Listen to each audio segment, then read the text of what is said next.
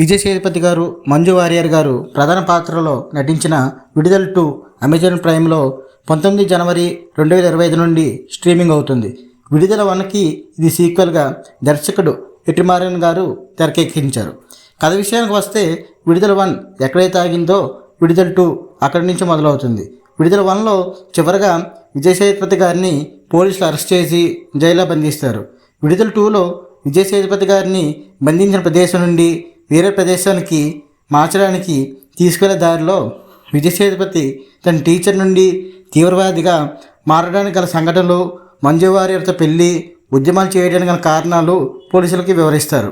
ఈ క్రమంలో విజయ్ సేతుపతి గారు పోలీసుల దగ్గర నుంచి తప్పించుకొని కొన్ని కారణాల వలన తిరిగి పోలీసుల దగ్గరకు వచ్చి లొంగిపోతారు.